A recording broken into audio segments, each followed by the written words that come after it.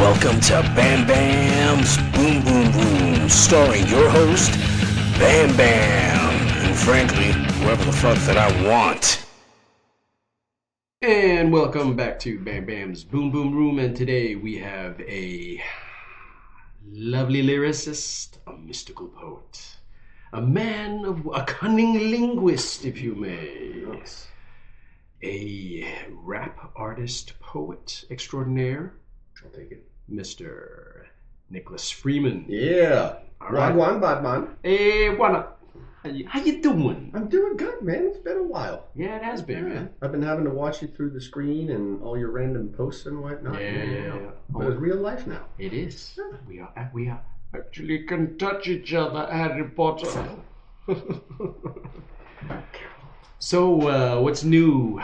What's new in the hood? What's in the Kool-Aid? I mean, I'm at that point where when I wake up, I need that 20 to 45 minutes just to recalibrate and make sure that I actually am awake. You know, and you could say it has a lot to do with my dreams being really, I guess, intense.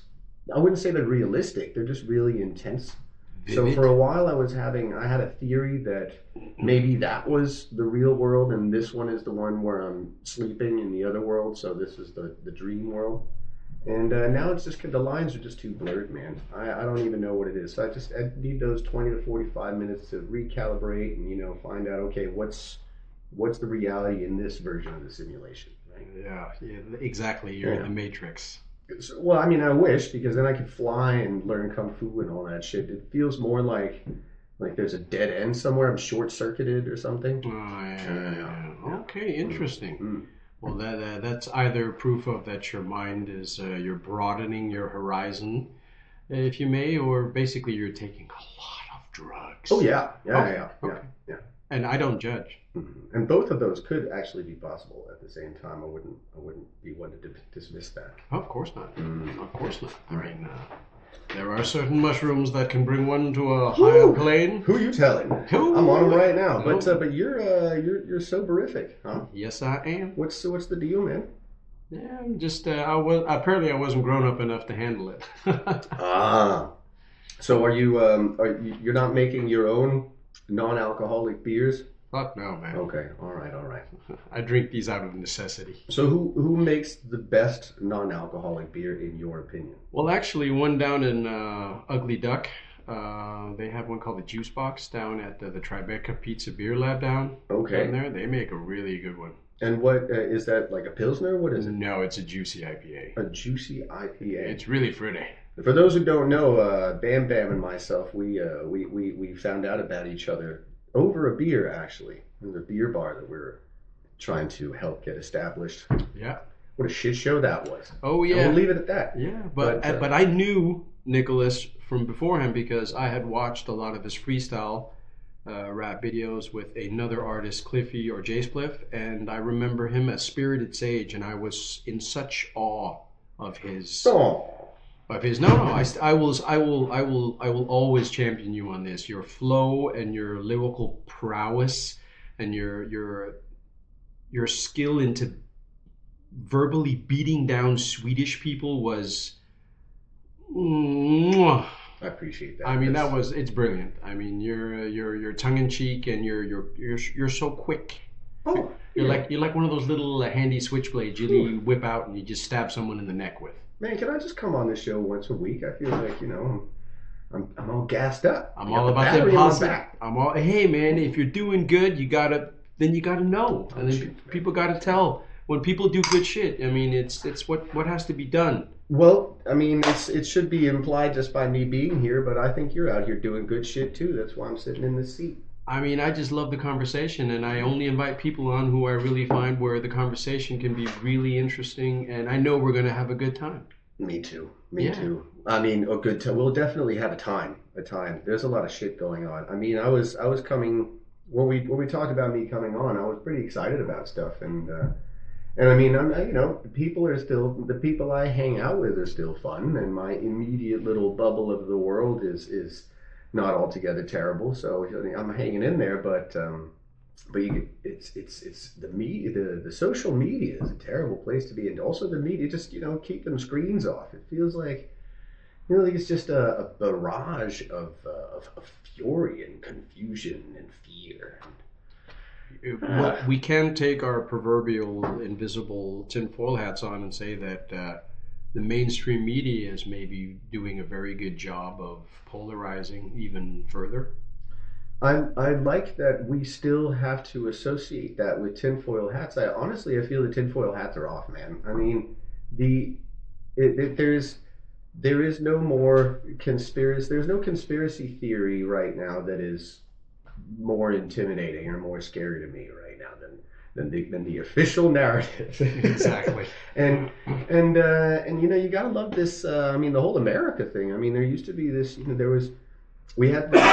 We had this image that was purveyed that America was the leaders of the free world, and they were out here in this alliance with the rest of in this democracy, and we're out liberating people, right? And then of course you got your CIA and your NSA and random government organizations that are out there subverting and overturning governments across overseas, et cetera, but it was something that seemed shameful, like when they were busted, like when some files got that was a low point, that was a dark time in our nation's history, that kind of shit, right? But now it's more like, dude, this is what we do, right? I mean, Trump though, I mean, it's like, listen, Ukraine, it's no secret that you got them minerals, we want them minerals, right? And fucking, we're going to get them one way or another. We're either going to let Putin eat you, or you're going to give us the minerals.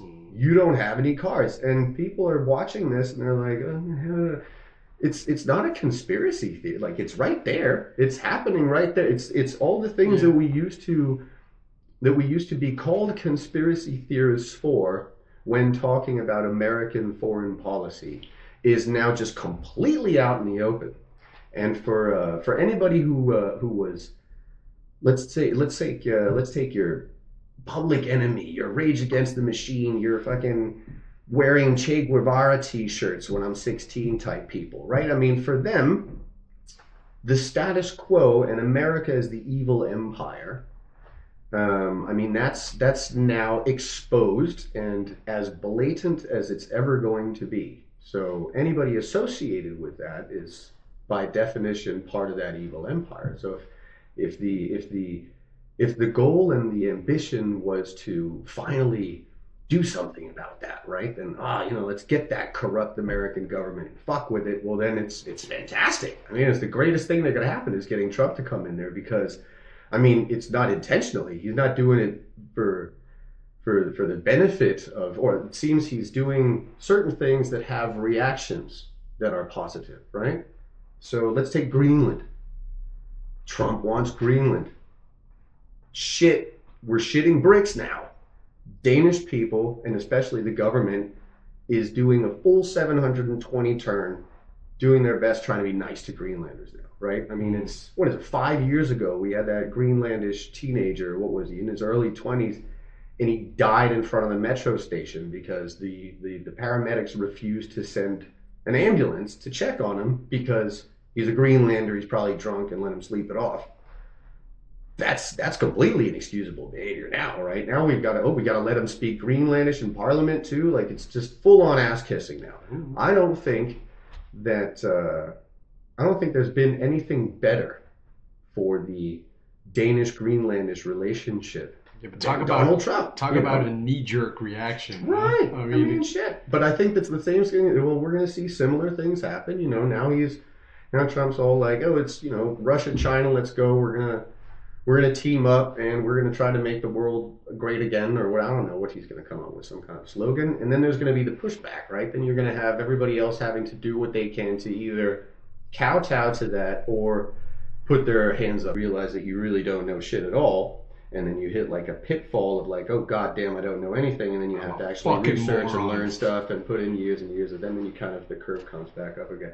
But there's also a whole, that dumber people think that they are smarter. and that smarter people also see their limitations. Now, it sounds like I'm jerking myself off, and look how smart I am for realizing how dumb I am. It is kind of a paradox, and you know, it's an Ouroboros of self-fuckery. But I really do honestly feel that, you know, that, I mean, I came up feeling like, you know, the prodigy kid and being told by teachers and et cetera, various psychiatrists that maybe were trying to gas me up. And, well, you know, on paper he's real smart, right? What does paper fucking mean, right? And then you're out there, you're doing stuff, and dude, the more you realize that, oh shit, I am smarter than most people, and I am super fucking stupid.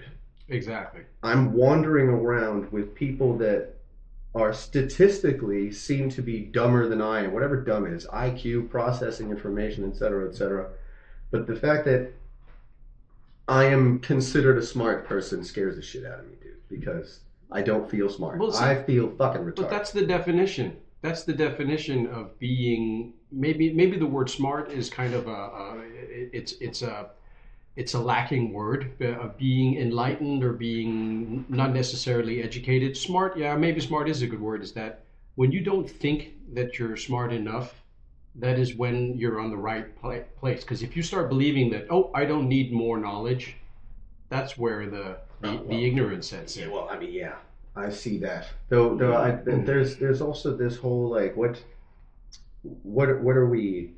What's our motivation for being in this, right? And everybody has a story. Our brains are figured in this structural, linear story. Everybody needs a narrative. This is also, you're always talking about narrative in media. So you have a very smart person. Yeah. By smart, I mean they have a high IQ. They have a very good ability of absorbing and processing information. But if you just give somebody a whole bunch of facts, they have to put those facts together in a way that makes sense in their narrative. Of course. Well, we say of course, but that also means that you and I, sitting in two different sides of the world, we read the same history book. That doesn't mean that we come out of those two rooms having the same view on history at all. It means that all the information that we've been given has to fit into the way we already see the world and fits in with our experiences. And that's why the whole fake news movement, the whole idea of these are alternative facts, that created that huge shitstorm, man. Of course, because people now have to, and I mean, if we're being honest, it was COVID that really did it to everybody. People were sitting around, they didn't have much to do. They started research, and also they started questioning the government. People that had never questioned the government, people that had never realized, oh shit, sometimes the government will lie about some things for reasons unknown. Exactly. And you know, that brought a whole new level of crazy out the woodworks, because a lot of unfortunate people who don't have that high processing ability, they just get fed 3-4 different narratives that completely discombobulates their system, and then they're like, oh shit, I don't know, is the earth flat? Like, you know, fucking, are there Jewish reptilian laser beams that are fucking blowing up Hawaii? Like, the world is really scary. And meanwhile, the government has a pizza place with a basement where they're trafficking children out of, you know, and then they grind them and allegedly. I'm saying these are different things that they throw out there. Whereas, how are you expecting these poor people that have no idea how to compute shit, and they're already living in a narrative where anything the government does is inherently evil? So there's no way you're going to be able to say, well then, oh, well, here's your benefits check. It's like, there's blood all over it, right? You know. But those people will also inherently stay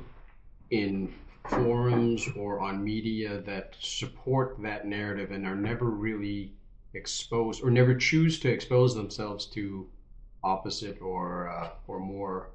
More. That's certainly part of the problem. Objective, yeah, of course. Echo chambers. Yeah, sure. You know, I mean, and that happens.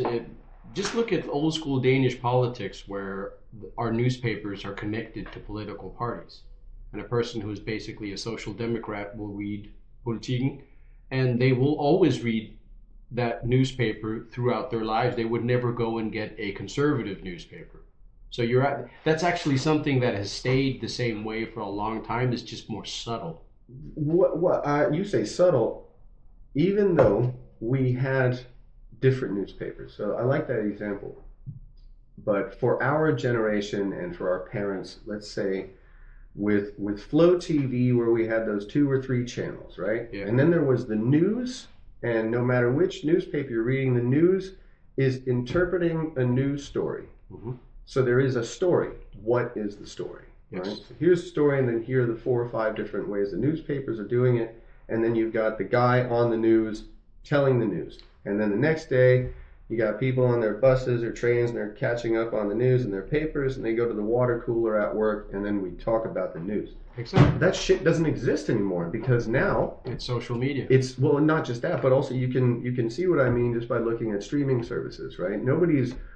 The only way that people watch the same shows is by them trying to target you and pushing these shows and putting in you need to watch this now. And then people who turn it on are just like, I fucking don't want to scroll through this shit. They show me the same shit in every category anyway. Just hit play and see what's in the top.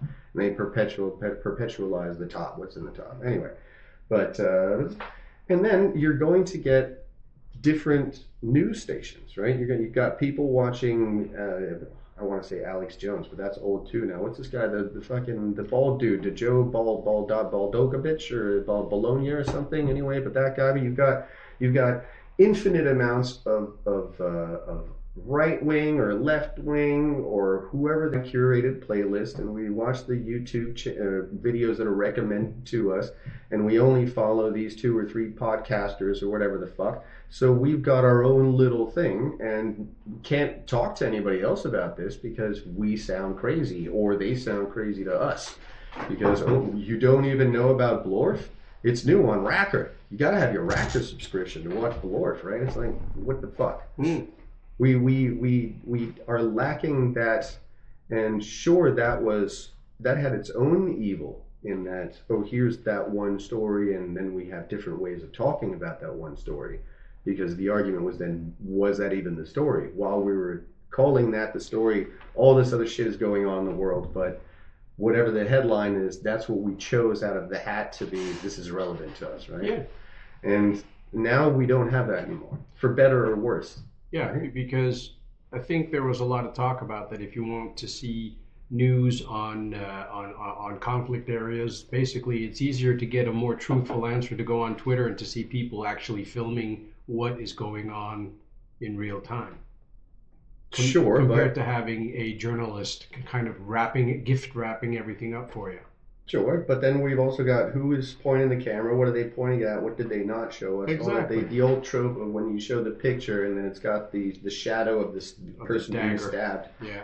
And then, it expands and you get to see the whole There's and this also ties into the narrative thing. So if we're looking at Greenland, does Greenland think that it's a good thing that Denmark is now repairing its political connections with the parliament there? I mean, is it in the people of Greenland's best interest to be Danish? Has the time for that conversation already passed because we've already Danishified them so much, and we forced them out of their small communities and put them all together in these in bigger settlements and introduced them to booze? It's like and how long does it take before you've taken away what was known as a cultural identity? I mean, it's our Greenland is basically Denmark's reservation. Well, sure, and I mean, and looking at how the whole scandal with the DR documentary that has to be pulled away again because somebody forgot to put a decimal point in the right place. It's kind of, yeah, but the point was that we went there, we said this is ours, and the way that and it's important also because it makes it sound like, the white European colonialists, they were just pure evil and they went out there and they were just being evil. And no, I mean, they did a bunch of evil shit, and there are assholes out there. But the scary part is that the general widely accepted consensus among them was that they were doing good. They're out there doing the Lord's work, right? We're making them Christian. Of course. We're civilizing people. We're making them, we're giving them infrastructure. It's like, wow. And you could say that, well, I mean, any one of the human cultures that had surpassed another with technology would invade them anyway. So it just happened to be the white European colonialists that won that time. And I don't think that because I'm white, I'm inherently more evil than somebody who has more melanin in his skin. But come on, I mean, look at the different theories about how civilizations rise and fall. There was a time where there were darker-skinned cultures that were leading the way in astronomy, in navigation, and medicine, and and then it's a ridiculous non-topic, and the way that it frightens me a little bit to see that for Americans, I mean, the Americans, if any, should be the ones to recognize the benefits of multiculturalism, right? Of course. And at the same time, it's also it's a fragile culture, considering they don't really have a distinct, like, what is American culture, right?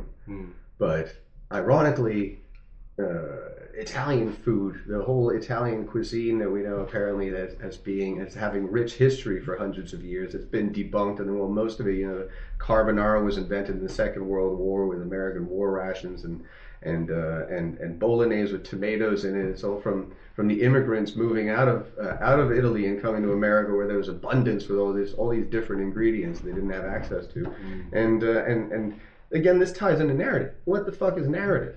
So when we're given information, it's like, well, this is a fact. Okay, it's a fact, but what is it? What is it? What is its relevance to my narrative? And that's why we run into people that can hear the exact same piece of information that you have, and then they say something that you think is completely fucking crazy, and they're like, how did you just get that out of what I said? Well, that's what the world is. And that's because that person has the narrative, that has a certain narrative, and that person will be able to find anything that can suit that person's narrative. Right. I make the it's maybe not a jest or a joke, but it's okay. Let me try out this whole narrative thing on the interwebs, and do all this polarization, and then I just basically said, okay, so everybody who drives a Tesla is a Nazi, and people are like, no, that's completely not true, but that's what you guys are doing. Yep. And when I say it, it sounds completely absurd, because it is. Right, but what, again, Nazi, when you just say he is a Nazi, that only works for us. Because if you go to Thailand, or if I can go to, I guess South Africa is a bad example. You go to the Congo, and you're talking about Nazis, I don't give a shit. They have no clue. And the N-word, this is another fun one. The N-word is real, scared of the N-word, right? But in Africa, they got a whole other word that they care about. Yeah. But they don't give a shit about that N-word. No. Because here I am saying N-word. It's actually more offensive that I'm saying N-word. And I call my black friends that because it's more offensive. And thank God they really are my friends. They let me get away with it. But what's up my N-words? To me, it sounds much more offensive. Just say the fucking word. But when I say it, it rolls off my tongue wrong. And every now and then I do get a slap. And I'm not saying that I'm refraining from saying it because I'm afraid to get slapped. I'm saying it because it's come to the point where I can't even say it where it sounds like I'm saying it right. I haven't adapted the word properly. I haven't immersed myself enough in a community where I could freely use it, where it's just become part of my vernacular. So when I use it, it doesn't belong in my mouth. Well, then maybe you should turn the tides. I mean, equality is something that is really big right now, and then you should say, well, then maybe I should have a word that you guys can't use. And I have a suggestion for you. Give me. Dad? Nice. Right you are. I was waiting for that one. I'm still here, no children. That was a joke. That was a joke. Well, there's some truth in the joke. A whole lot of truth in that one.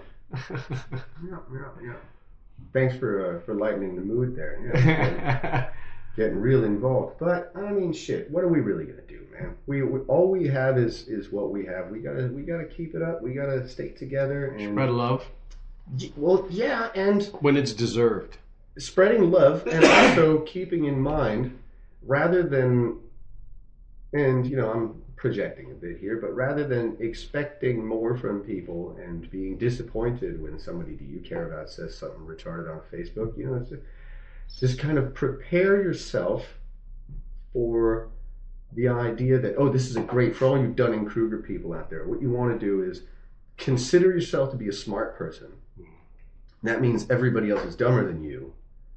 That means they deserve your sympathy / pity. So don't be mad at them for being dumb. Be patient.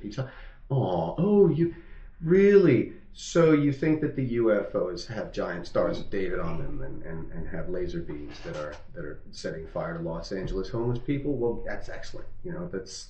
Let's talk that through, right? Or maybe not. Maybe just, would you like some ice cream instead of talking about that, right? And then weaponizing patience, right? Of course. Or encouraging them, because wasn't it Mark Twain who said, never argue with an idiot, with a fool, because he'll drag you down to his level and he'll beat you with experience. Wow.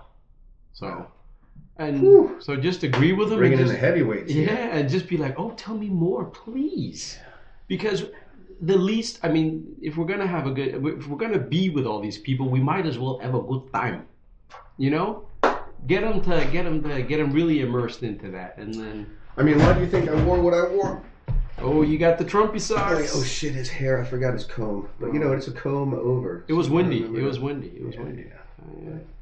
But we got to keep our sense of humor about us, but also we have to recognize the positives, right? Because again, there is something just inherently hilarious about the fact that you've got working class people that have picked a champion who owns a golden toilet. It's just, he is definitely on your side. There's no doubt that a man who owns a golden toilet is here because he wants to spread some compassion and some charity to the people who have less than him, right? Oh yes. La noblesse oblige, right? Yeah. So anyway, I think we should embrace all the good things that can happen as a result of after the Second World War, we had peace in Europe for like 80 years. If you're not counting Bosnia and Sarajevo and Northern Ireland, Georgia. Okay, never mind. Whatever. But my point doesn't. See, again, we're fucking with the official narrative, man. We're having such a good time. We were the good guys, bad guys over there. We do it and blah blah blah. And god damn it, had to complicate everything. Yeah, exactly. Fucking tech bros. It's all their fault. Yeah, exactly. Yeah. And there's always going to be strife, but there's also always going to be great times. I usually, when you meet those people that say the world is falling apart and it's never been so terrible, it's like, you know what they didn't have in the trenches of the First World War, you piece of shit? They didn't have truffle mayo, you fat fucking piece of Dunning-Kruger shit. I do like truffle mayo. So do I. And I would prefer truffle mayo than the Spanish flu rats that wandered around into the trenches. Yeah. And the Caribbean seems awesome now, right? In Florida, fucking beautiful. But I'll tell you what, in between the 1600s and 1800s and the time of fucking buccaneers and whatnot, let's just ignore the whole we forgot to bring citrus fruits on our boat with us. But then the whole, dude, this is a swamp. It's got mosquitoes and jaguars and snakes and gators. And there's no air conditioning here. This is not a resort. This is not hey, we're chilling on these crystal blue water. I love the way that it's presented. Oh, here we are, pirated on the pirate sea. And it's a luxury cruise in the Caribbean. Well, we do get into brutal fights. It's like, well, it's gonna be gross, dude. You're gonna have a lot of misery going on. Oh, and now you're pulling it back. I like that, because again, where is this idea that suddenly the media is biased? It's fairly recent that we have tried to, have some sort of a legal framework that says you can't say shit that's not true about people, and it's very fragile, because again, well, is it true? I said he looks like a bitch. I think he looks like a bitch. You can say that. That's a legal thing you can say, but you can't say he is a bitch, right? Exactly. But there's these technicalities. Freedom of speech. And you were associating before, and different newspapers have different political representatives. It was a lot worse before with fake news and propaganda and people spreading misinformation. Like it was a lot worse, and deluding ourselves into thinking that it's worse now that we have more access to information. I don't entirely agree with that, but we need to be more selective. And the fact that most people, the Gen Pop, let's say that if we put the 50% marker for human IQ, there's going to be people commenting about how IQ is blah, blah, some kind of a fraudulent, inherently racist scheme that was doctored up by Judaists or something. You know what? You're probably not wrong, guy. And you know what? Hey, you should... I have a really great cookie recipe. You should follow and subscribe on my page. No, I got you. I got a cookie recipe for you. Anyway, but we need to address this, right? We need to acknowledge that those old school newspapers also talk shit about the people. Of course. And now we at least we can check several papers very quickly. I'm not stuck with having a subscription to them throwing Ulet's-Posten at my door every morning or the New York Times. No, I can the fucking Times has a goddamn paywall, but you have access to, you go to AP, you go to Reuters, Al Jazeera, check out the fucking, if you're doing Israeli news, they got the IDR, you just see it all. Get the propaganda from all sides, and then when you get fed with all of the bullshit, then you can feel really depressed. Or go on a media like Ground News, I think it's called, where they go in and take each article from each news site, and then they will go check the credibility and left-leaning or right-leaning. Oh, that's super. Oh, that's super really depressing too. I like that. But then it gives you kind of like a no-nonsense bullshit. But okay, for those people who don't want to do that, just go in on 3 or 4 different news sites and check the same situation, and take from that what you will. And then create your narrative or whatever your baked cookies. Yeah, fucking A. And then when the sun starts coming out, we start going outside again. Fuck that. Just talk to people that are around you in your neighborhood. Yeah, right? go get some vitamin D. Well, that's it. Yeah, you got to get the D up in you. Oh, yeah. Pause something? I don't know. Are kids saying no homo anymore? No, I think it's what is it? Some skibbity is a thing. No, that's done too. I think really? That's also over. That overtook me? Yeah. Riz. I have a nephew that's... Riz, I think, is still a thing, but, that's replaced swag, right? It used to be swag, now you have Riz. Oh. It's Riz is short for, it's a abbreviation of charisma. Do you remember what swag used to mean when we were young? That was like you could win stuff, you could win some awesome booty. Swag. The booty swag. Swag, yeah. Which is pirate, too. See? Yeah, you know what? There's actually something that I'm a bit tiffed about too. The whole pirate thing. Why are you tiffed about the pirate thing? No, I'm tiffed that the Somalis kind of ruining the pirate, the pirate persona. Now there's no awesome hat and peg leg. Now it's just a real skinny dude that is actually just acting out of complete desperation of being in poverty. And that's really sad and disturbing. But just like, how, again, they provoke something, right? Yeah. So that then there, for everything, then there's a counter reaction. So like I said with Trump and Greenland, all this shit. So now you have, one thing is the Somali pirates, but that has spawned the new pirate hunting tours, which is super hilarious. You got the Russian oligarchs that are renting out their yachts. And what they do is they have a luxury yacht that just looks like a normal giant cruise ship that has bewildered itself into the wrong waters. But then they have a whole militia. Like they got some whatever the Russian version of BlackRock people. I guess BlackRock is everywhere, right? But anyway, Blackstone. Blackwater. Blackwater? Blackstone, BlackRock. No, BlackRock is huge. You think it's a coincidence? Never mind. And meanwhile they don't like black people. No. There's something there. Anyway, but so they deck out the luxury yacht. And they put the 50 caliber machine guns on there, and they got the militant soldiers, and they wait. It's like a little woo-woo gotcha kind of thing. It's like, here they come, and then it's a hunting safari. It's a naval safari. Maritime safari, if you may.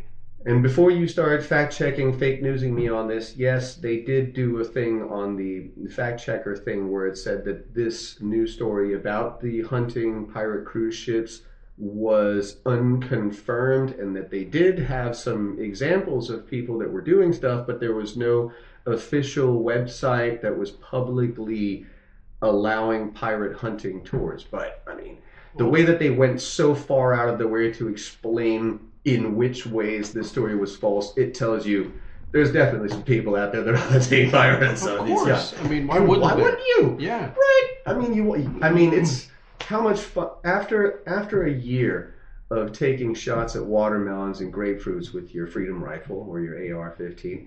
When do you want to see what it does to the target, right? And you've been fucking sitting on your golden toilet getting mad at Twitter for a while, so let's fucking go plug some people, right? I think Hemingway, he said something about that. Was this before or after he shot himself?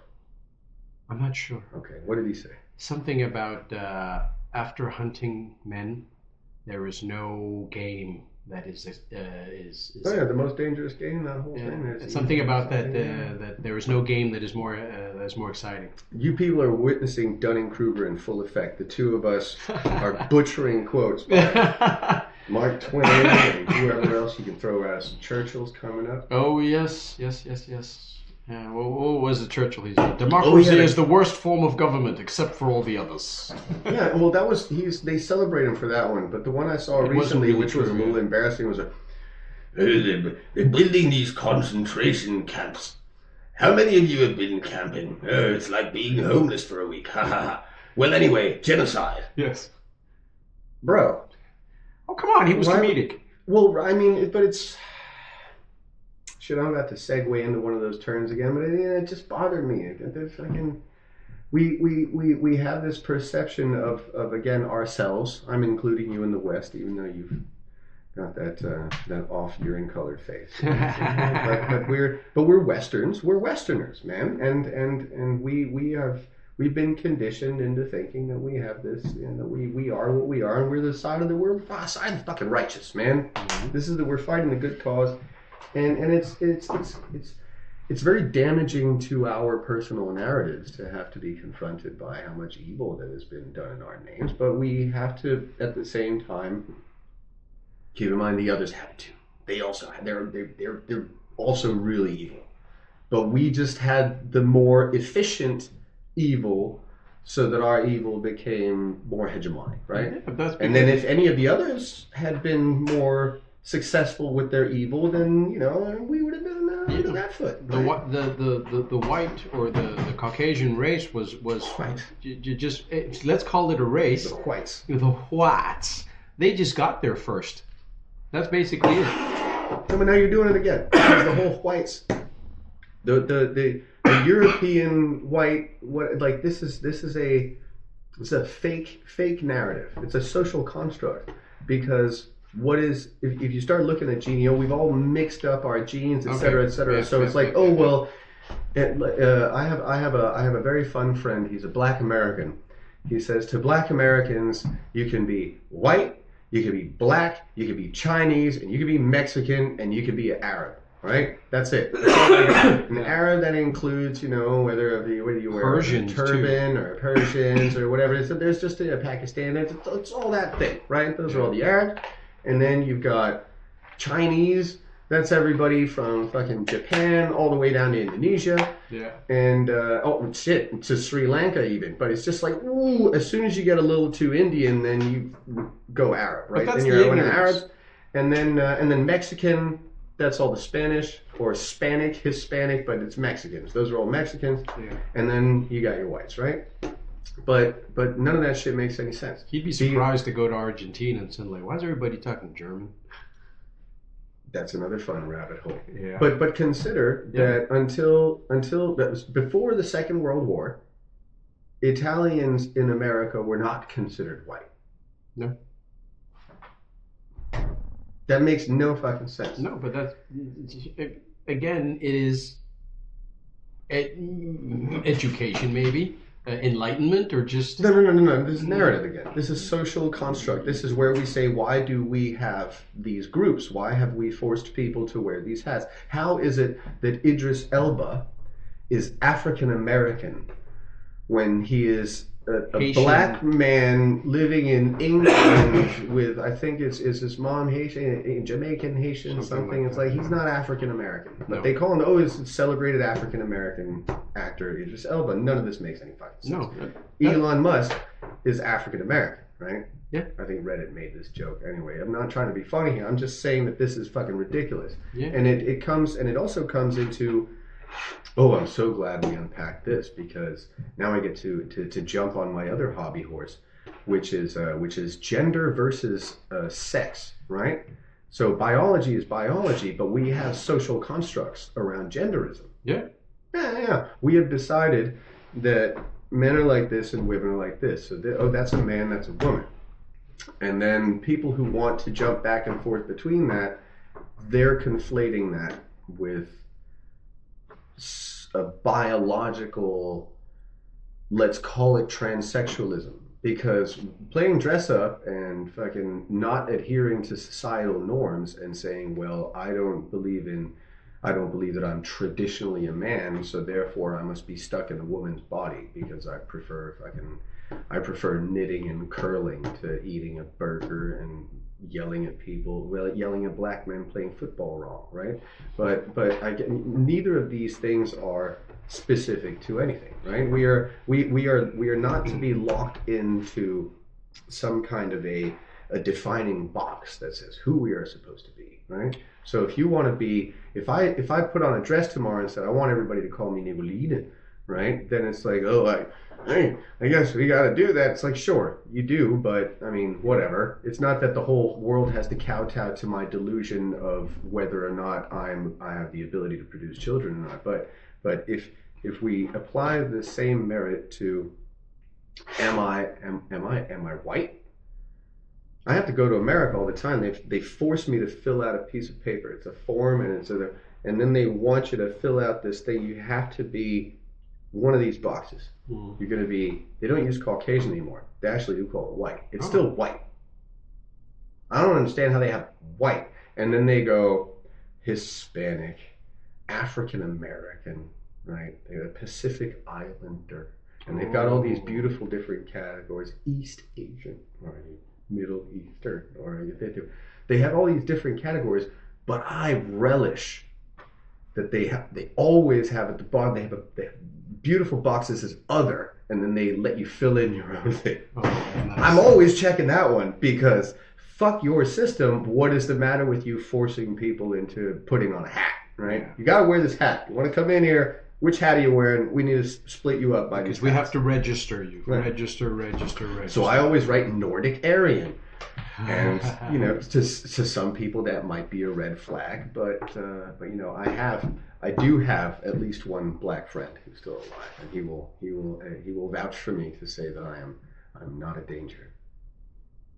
That's because you don't have all of your other buddies in longboats and sailing over to England, because then you would be we did that already. Done that. Yeah. Heard. Yeah. And I always said, if England just keeps acting up like they do, man, we may just bring out those boats. They are very nice boats. Yeah, and those boats shouldn't be called all those great names anymore. They should just be called Fuck Around and Find Out.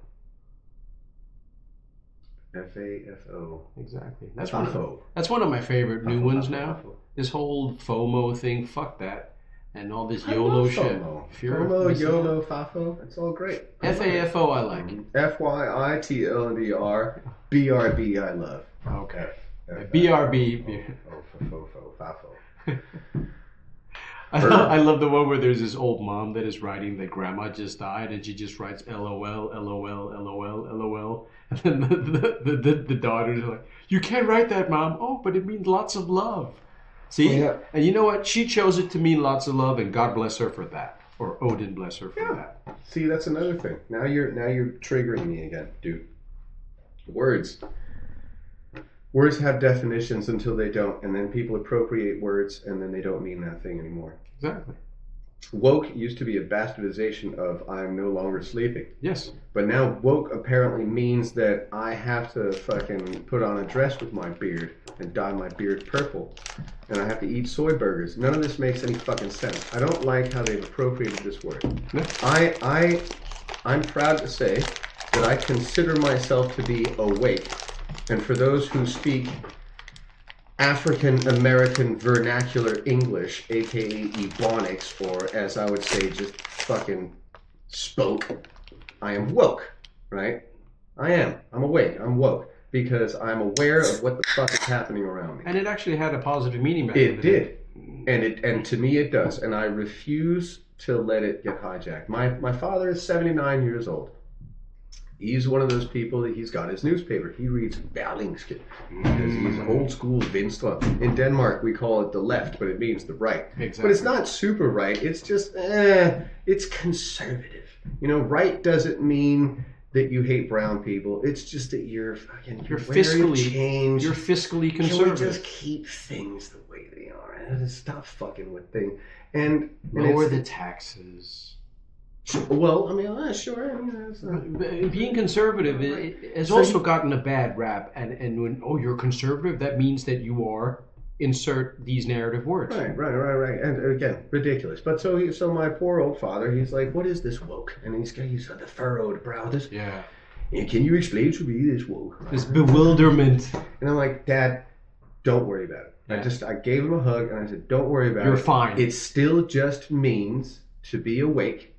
Don't let anybody try to convince you that because you acknowledge that certain people have had a harder time building wealth or building any kind of a life due to inherent discrimination from a system that you have been privileged to. The fact that you're aware of that is what makes you woke. You do not have to put on a dress. You don't have to eat soy burgers.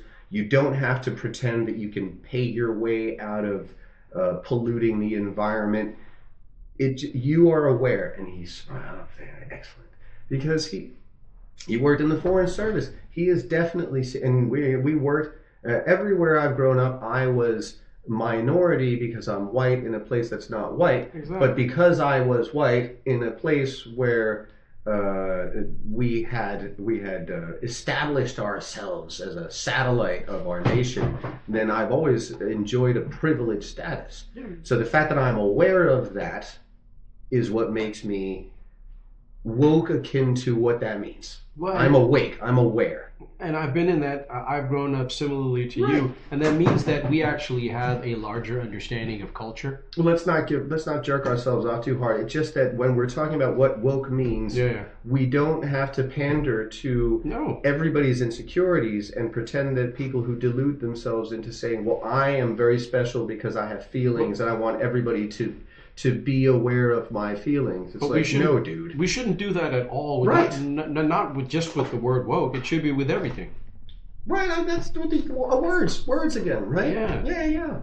So I accept Riz. I'll take Riz. Okay. Because it's short for charisma, and he's got Riz. This is I accept that. This is a furthering of proper shit, but trying to bastardize woke and make woke into a negative thing, I'm not on board. I'm not with that team.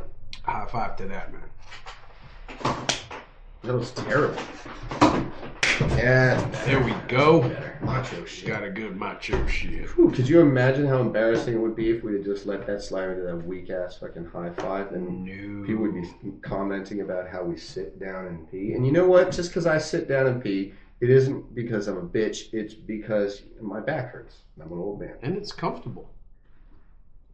If you're not sitting down and peeing when you wake up in the middle of the night and you're groggy from having a couple of beers, you're missing out, dude. It's your fault. Yeah. You're forcing yourself to stand up straight. And you're probably pissing on the floor, you're pissing on the back of the toilet seat, and I have a bidet seat out there, so that's awesome. You have a seat on your bidet? No, I have a bidet seat. What the fuck is that bidet seat? When you turn on the nozzle after you've done your dirty deed, and then there's two spray nozzles. One goes up to the coochie, and one goes up to the butthole. All that podcast money. Damn. No, it was on that on that famous internet site where you can get cheap stuff. You mean you get the same stuff, but you don't have to go through the middleman who's importing it. And you just buy it straight from the factory, and then you pay a fifth of the price. But apparently that's not okay because you support it. Yeah, I mean, child labor, they got to have something to do with it. The child labor is the same. What it is that because that you are no longer that you're circumventing the middleman, then suddenly the product becomes toxic. Yeah. Because it hasn't been cleared by the same regulations that approved the importer to bring them in, right? So, because obviously, when I ask a factory to start making a product for me, then what they're going to do is they're going to go out of their way to copy that design, but find any kind of inferior and toxic methods to assemble said product. They would never do such a nefarious thing. Well, I mean, that's apparently what we're expected to believe. So. I mean, what James Bond villain hurt you? Did you hear that that 60%? Oh shit! Don't do the fucking numbers again. But an overwhelming majority of the new Teslas that have been registered and were at their first, they call it a shooting, inspection. Yeah. They all failed. They all failed? Not all of them, but a majority of them. Okay. A majority of them had all failed. Don't butcher my quote. But, and what was the reason? You know? Well, they have various reasons, but the fact that they're supposed to live up to certain requirements, but that they've all been deemed to fail in the categories where they should be living up to certain expectations. Well, see, I find that could be a bit strange because it could be that just because that it's Biden's fault, right? Because it happened in 2023. That's when those models of Teslas were on the factory line. So I guess what you have to do is you just have to wait until you get the Trump line Teslas, and then those will be made with some sort of integrity, I think. I can't afford a Tesla. I don't think you should buy a Tesla.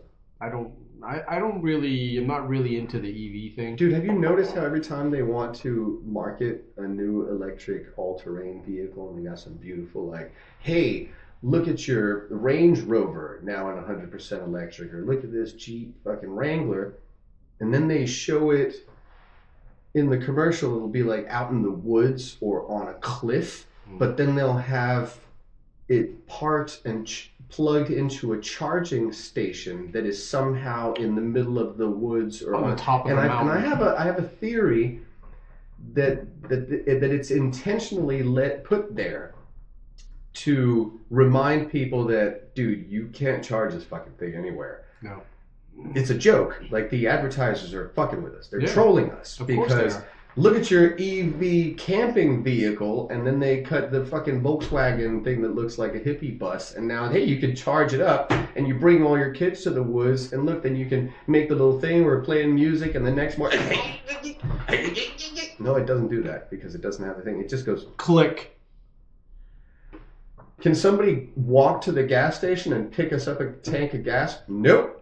We can't. We're going to have to push this bitch. Which is a heavy fucker because it's a fucking lithium battery. And it's all in the bottom. So it's impossible to push that fucker. How many black African children, and that's not redundant because there are white African children, how many black African children do we need to bring with us in our EV excursion vehicle to push it back to the place where we can charge it up? Because they can't mine the lithium straight out of wherever we are. No, and you have to charge that lithium too. Right. So you probably, you just probably need a no. I think I'd rather go for like a low rate NFL center and the nose tackles just to go in and push. That might work. Expensive though. Yeah, I know, but the African children. How many football teams do they have where they now have centers that are available for work? You've got how many EV vehicles are there? And they weigh a lot too. Yeah. So you have to drive around. That's going to cost when you're out on the. It's going to cost you on the other end. It's like a lose-lose. Driving around. It's this EV shit is a lose-lose situation. Yeah, I love the people that think that they're doing the world and the environment a favor by buying an EV. I love that one. Yeah, they're just as fun as the people who think that if you pay extra for your plane ticket, then somehow your carbon emissions become neutralized. Exactly. Oh, but I've paid extra. Yeah. So I paid for my car. So what you're saying is that people can pay their way out of damage. No, that's not what I'm saying. Well, But they're just paying to get their stupidity emphasized. you know, have you heard of a guy named I think his name is Boyan Slat. Boyan Slat. You heard of Boyan Slat? So back around when we met each other, Yeah. Boyan Slat was 15 years old and was blowing up on the media because I think he's Hungarian or something. He had built this prototype and had it funded on Kickstarter. It was a prototype of a machine that could hover on top of water in a V shape. And He was cleaning all the plastic. Yeah, that's where that name rings a bell. Yeah. You have any idea what Boyan Slat is doing today? I'm guessing he's working for a really big oil company. I am pleased to announce, oh yeah, shit. I don't know when this podcast is coming up, but the last time I checked up on what Boyan Slat is doing is that his prototype, through Kickstarter and private funding and people who really give a shit and are trying to do shit, have helped him to produce these things in giant format. And they're installing them all over the world.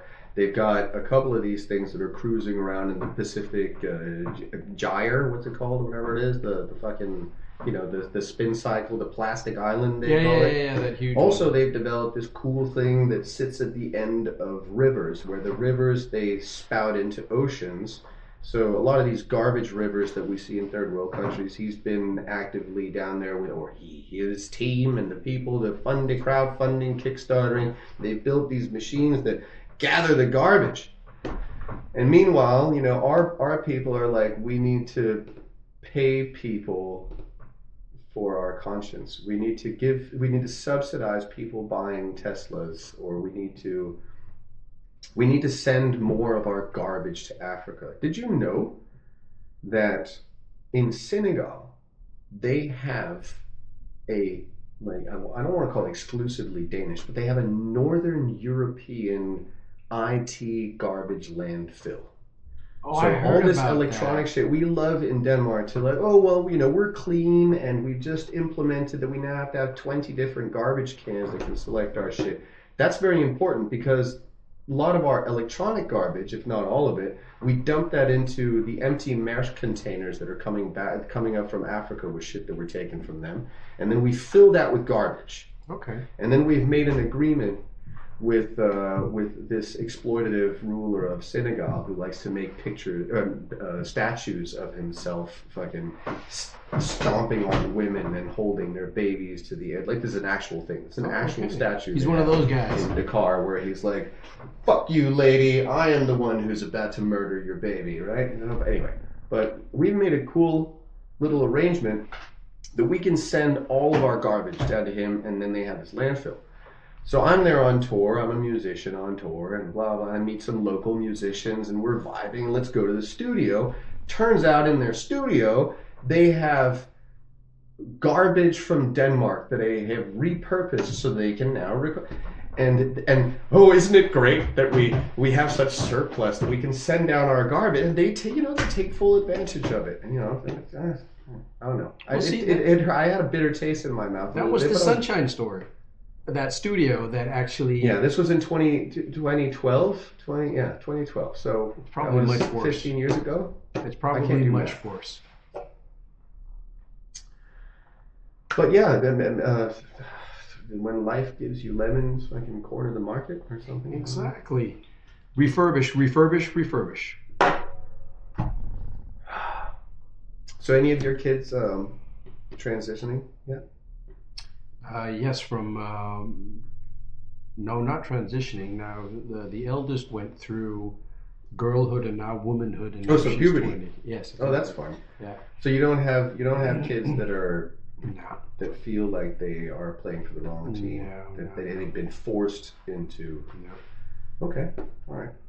I think I got one. I got a family member who has who's been dealing with a lot of bullshit, but I'm happy that this person has said, you know what, I'm gonna wait until I'm done developing before I start chopping shit off and start fucking with hormones and all this stuff. Because I mean, whatever. To each his own.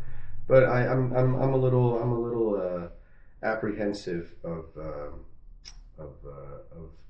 letting children get tattoos and piercing themselves. Of course. And cutting off their dicks. You wouldn't let a 5-year-old or their tits, for that matter. You wouldn't let a 5-year-old go and buy a case of beer.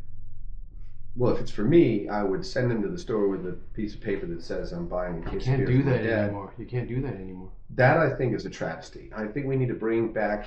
We need to be able to do that. See, and if it wasn't, if the fucking 5-year-olds weren't out here drinking a case of beer, pretending that they were buying it for their parents, then we wouldn't have this problem. Exactly. I guess we must have a really big problem with 5-year-old kids that are out there buying booze they're not supposed to buy. Could be. Rambunctious little fuckers, huh? So what do we do about that? We're going to have to curtail them? Curtail them? A good old fashioned beating. I'm still a beater. Meat beater. Are you an amateur or are you a master beater? I'll let the public decide. Okay. Post it in the comments. Like and subscribe. So on that note, let's talk about what you got cooking right now musically. Shit, man. There's a lot. Before I lay it out on you, I was doing these voiceovers. I was reading audio books. Nice. And I was doing them very cheaply because the government was subsidizing that there would be audio books for the kids who can't read, the blind kids or visually impaired kids, not dyslexic kids. They're going to have to figure it out on their own, as always. But the kids that have been diagnosed by an eye doctor that there's problems with their eyes, visually impaired, they get to have these audio books that are read to them. And I was doing it. And I loved it, and I got to read these fairy tales and stuff. But apparently, because that it is now cheaper to use an AI generator that generates the voices, they no longer can afford to pay me. Now, I did offer them to go down to 50% of what I was making, which I'm just going to go ahead and say it was not a lot already. So who fucking gives a shit about the money? I just on principle can't be like, I'll do it for free, but at the same time, and they had the audacity to turn that down, despite the fact that when you listen to the fucking shit, this AI doesn't know where to put the phrasing. It doesn't know where the dynamic of the fucking passages go, and it doesn't do the voices. No, it doesn't do the voices.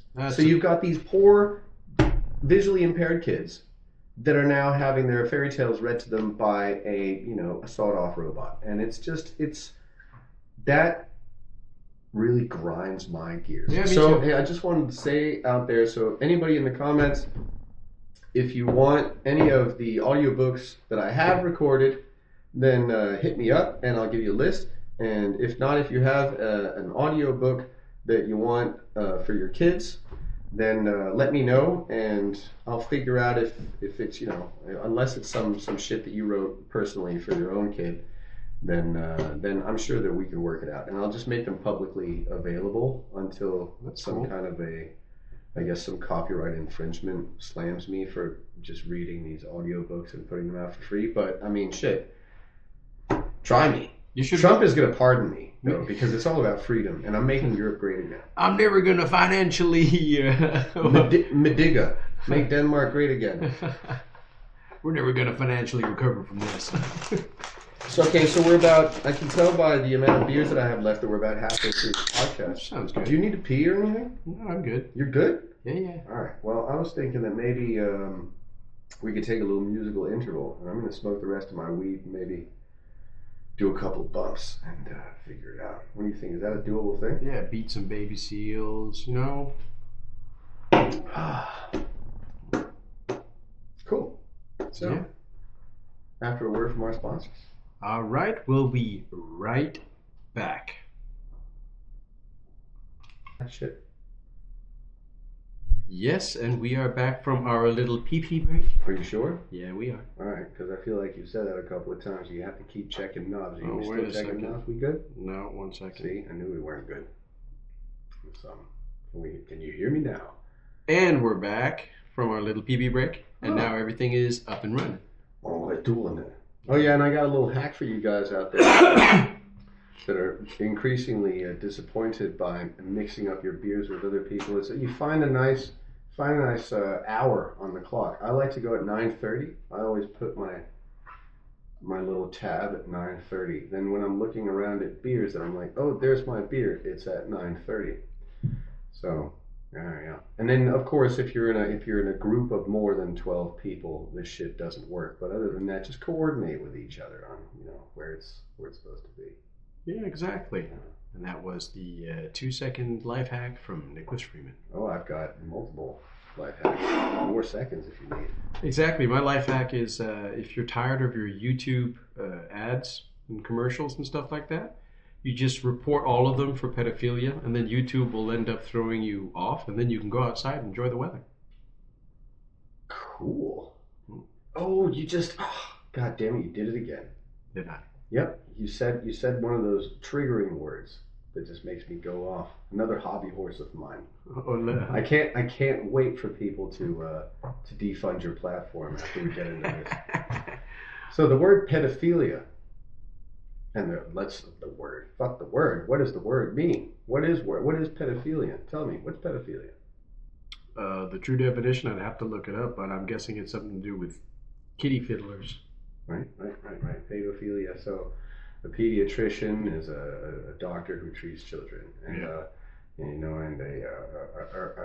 an arbophile is a person who loves trees, right? So this is a lover of children, right? But we have decided that a child is somebody who has not been through puberty.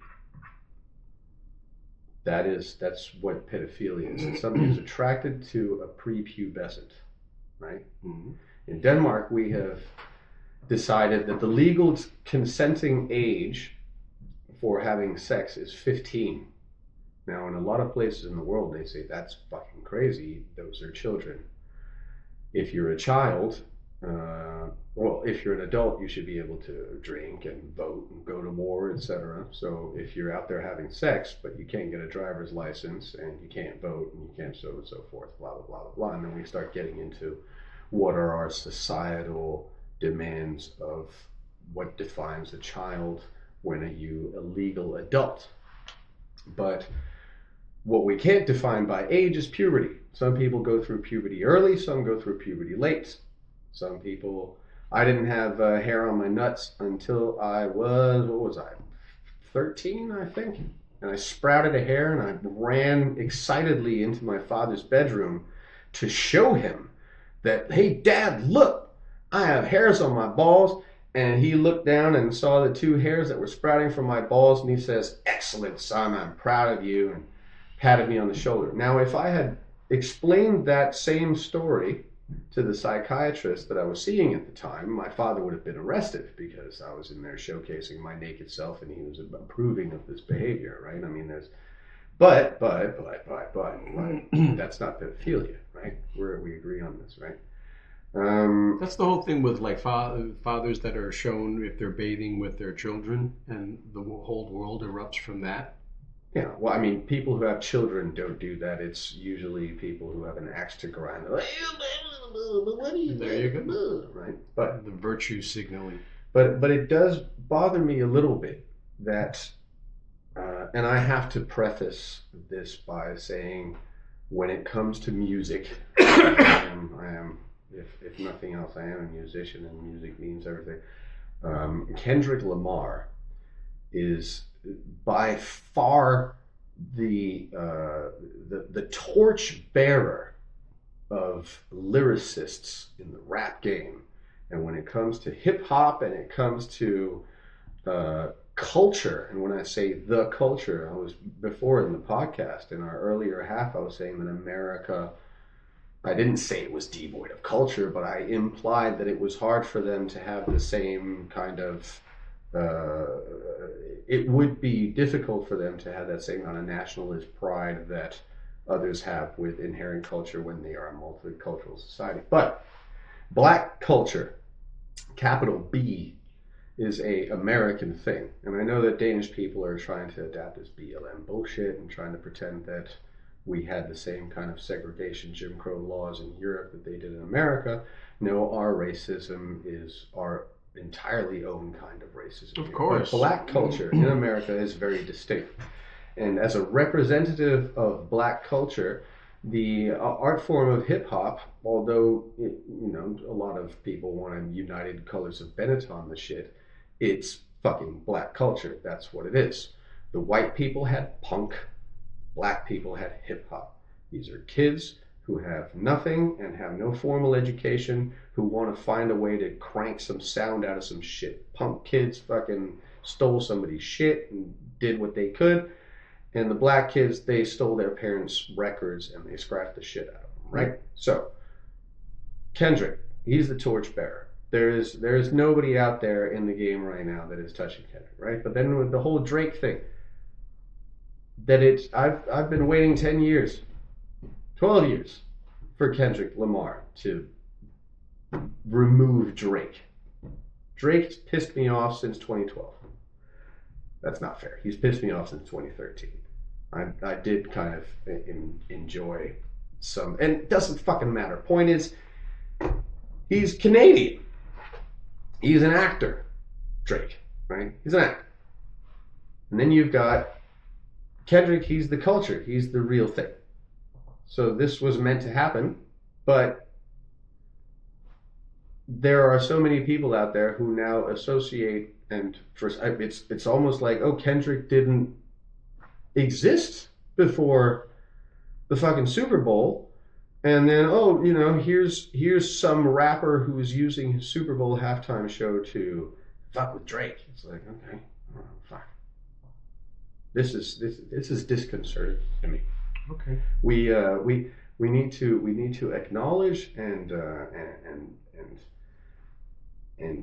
call things for what they are, right?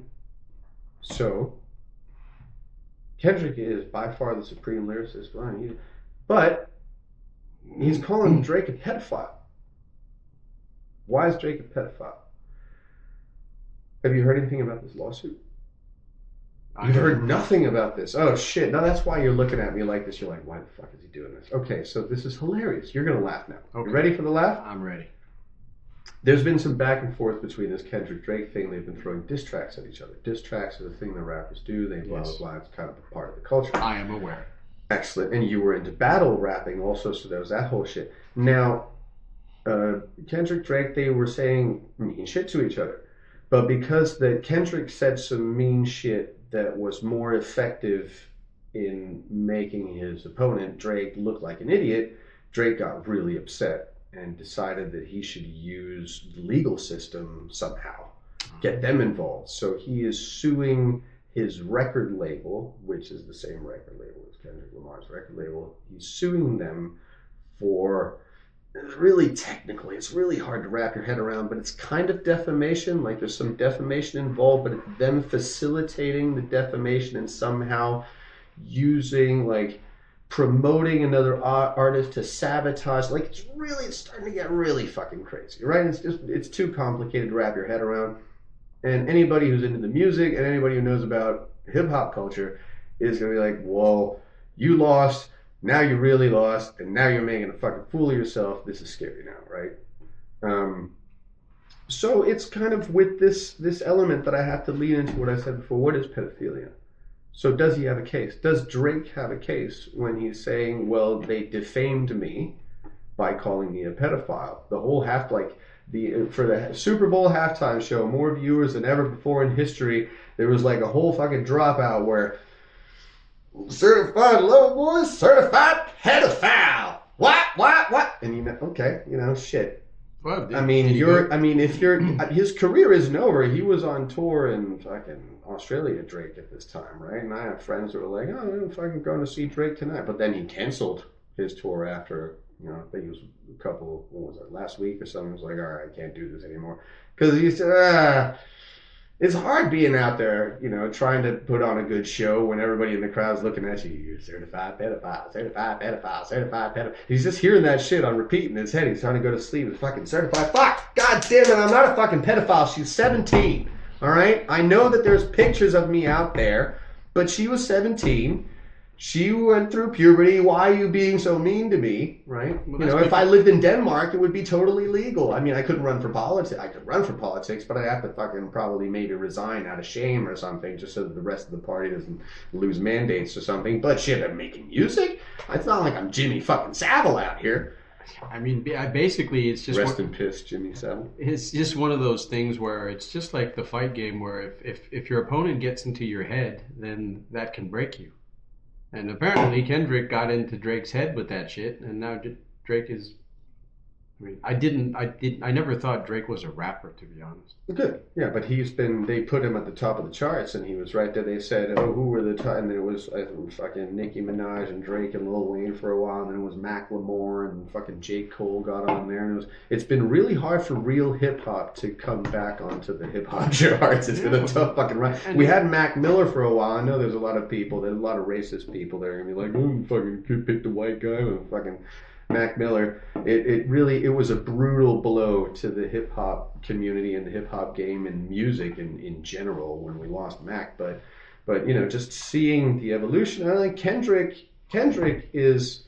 I mean, if you want to look at torchbearers, when I say torchbearer, like who is the one who is leading the culture? Yeah. That's not the same as who's making a dope song we can dance to. Like fucking, I love Ludacris, shit, but he's not leading fucking culture. No, I love Ludacris. And Eminem still kills it. Eminem was for like a second and a half. He was the torchbearer for because Drake and the whole community was behind him, and there was also this thing like, listen. You want to make this a race thing, fucking Eminem is. For that, fucking Eminem became black in that instance. They claimed him for the racial draft or whatever you say, right? But as far as he couldn't stay there, again, because he's white. And you can't be the torchbearer for the black community if you're a white guy. Well, no, and did you ever see that X and Y chart where they put all the rappers in, where they were measured by their... A$AP Rock was but that's who else is in there? There's nobody there. There's nobody where A$AP Rock is. Yeah, on that chart. Yes, but there are rappers, but they just didn't put them in that chart. It's like as for the ones they measured. And I do like A$AP Rock. Yeah, but who wants to actually listen to somebody who's rapping like fucking this all the fucking time? I love it. Hail Mary Mellon, that's good too. Listen. With Rob I don't want to be out here sounding like I'm talking shit about fucking A$AP Rock, okay? I really don't, because he's got joints and he is a fucking... If there's a Mount Rushmore of people who have been... maybe he wouldn't make the Rushmore, but he definitely deserves the acclaim that he's got, because he gets too little acclaim. He is an underrated MC. But he's never going to be the torchbearer of the culture, and there's a combination here, because if you want to take... Jay's, you've got to look at your Jay-Z's, your Nas, your Tupac's, you've got to look at who's selling records, who's making cultural impact. Like Jay-Z, now it's all black everything. Jay-Z is one of these people who he sets doctrine for culture. If Jay-Z says this is what we're doing now, then you'll see people that's what we're doing now. Yeah. Kanye was that way too at one point. Kanye's a wild card though. Kanye's, he's always been a weirdo, but and now I'm paraphrasing because I have a hard relationship with Kanye. I didn't enjoy Kanye's music, particularly with everybody who knows shit about hip hop. It's like, well, you're fucking college, fucking dropout, and graduation, whatever the fuck, graduation day. I wasn't really into it. I thought he was kind of obnoxious, and I felt it was kind of generic. I didn't really enjoy Kanye until My Beautiful Dark Twisted Fantasy, where I was like, holy shit. I heard a fucking Rihanna song that I was enjoying. And that was also where they broke out Nicki Minaj. Nicki Minaj has never sounded more ridiculously fire than she sounded on Monster back then, right? But that's where I felt like, okay, well now Kanye's actually fucking doing some crazy shit. And then it's been kind of been a roller coaster ride, but we really have to also be careful as a society. We have to be really careful with this whole putting personal virtue onto our artists, and especially performing artists. And this whole jester's privilege, the fact that a comedian should be able to tell a joke, I also think that extends to musicians. And I'm not saying that it's a performing thing even, because why are we expecting that because that we're streaming your music, so you have to be morally virtuous, like you have to live up to certain standards that we have set, and you have to march in lockstep with, like they just blatantly said that this woman, the trans woman from the Oscars, that because she had some tweets that were problematic, that ruined her Oscar chance. Have you guys realized the level of clusterfuck that you've gotten yourself into with this shit where, oh, well, we really wanted to promote this trans woman, but because she's racist or something, that makes it difficult for us to, but she's also a minority race, and aren't minorities allowed to be racist to each other? And it's so confusing for us privileged white people that, we're really trying to put all of the minorities into a group that all stick together and they like each other. And when we hear those Jamaican black people that talk about how they want to burn homosexuals, it becomes really difficult for us to figure out who are we gonna fuck. Whew. Anyway, so where were we? Kanye? Why did we get into Kanye? I think we were just talking about music in general, and you were talking the torchbearer. Thank you. Torchbearer. Excellent. Kendrick Lamar. What? No, we were talking about pedophilia, because what does that mean? Now he's saying defamation. It's defamation. What's defamation? Could you imagine if Jay-Z had sued Nas for defamation over the Ether battle? Oh my God. Anyway, that's because they stuck to the gentleman's rules of you diss beat tracks. women, and I fucked your girlfriend, and one of your children might be mine. That kind of shit. Yeah, that's all standard, generally accepted behavior. But it's also, there's some words there that could be held up. And why are you bringing battle raps to the court of law? Exactly. But fuck that. I think it's important that the reason that Drake has a case, in my opinion, and this is an opinion based on semantics. This is not based on where I don't personally feel in my little heart that we should have a society that openly condones and reinforces that 65-year-old men should be free to have sex with 14-year-old girl, or a girl as soon as she has reached her level of puberty. And that doesn't matter what culture. As they called it, if there is grass on the field, we play ball, right? But then everybody's waxing now, so I guess we can't play ball anymore. But what the fuck? We have to be able to call a spade an N-word, right? So a pedophile is a person who is attracted to prepubescence. Just don't use minor attracted persons. Whatever, we can punish them however we want. Like, also the same thing is, you can be mad at somebody for saying something, but do you call the cops? Like, is it legal? So, all right, so your daughter is 16, and here's this scumbag from fucking wherever the fuck, and you as a father want to go out and whoop his ass. I'm not calling the cops. That's your prerogative. But the cops aren't going to help you, right? And that's what I mean again. We can decide as a society, we can decide collectively how we're going to punish people for being assholes. But when you get the fucking law involved, it's a different thing.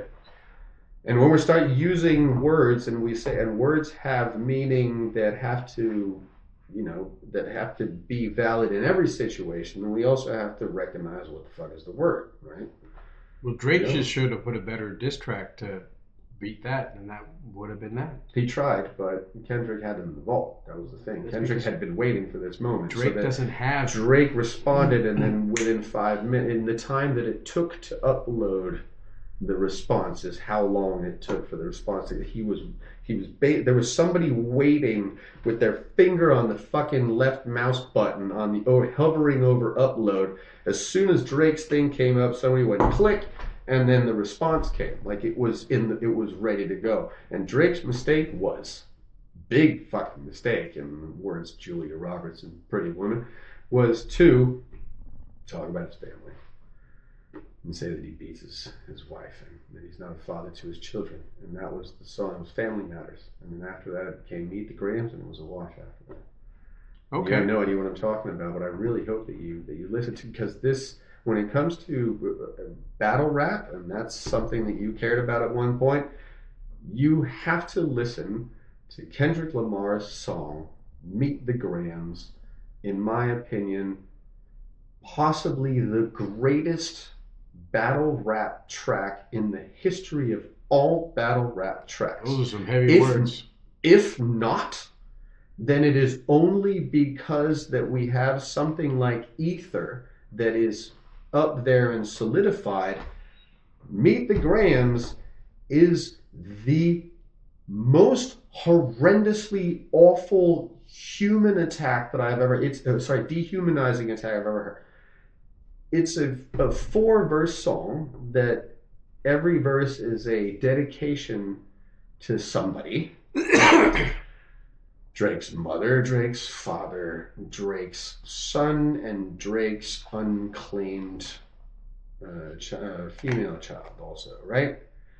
And there are things that he says that there's no way to respond to that. As the other guy who is, if I'm standing here as a battle rapper and my opponent has just laid this shit on me, I have no choice but to throw hands. Like I have to shoot him. Like I have to. The level of disrespect to you have to hear it. So Meet the Grahams. So it's good. It's a good diss track. It's so good, and it's not funny. It's painful. It's painful to listen to. But it's skillful. And fucking, it's amazing. It's the greatest fucking battle rap track of all time. Oh, I was going to ask you what was. But the song that's popular is the dance one. You know, what? Certified pedophile, man. They not like us. They not. That ain't the one. That's the one that fucking did the sweet. That's because people are dumb, right? Meet the Grahams is there's the point of no return. You have to listen to this song. Okay. Yes. And so, now, I mean, I wish we could fucking talk for a full 2 hours about just Kendrick Lamar, but let's kind of traverse on that and say, so what other diss battle tracks are up there as well, I mentioned Ether. That's definitely one, but you've got to acknowledge that 50 Cent Ether was Nas's towards Jay-Z. Yeah. And even I know hardcore incarnate Jay-Z fans that are just, they have to acknowledge, and they nod their head in silent agreement that Jay-Z took the L on that Ether. Like, it was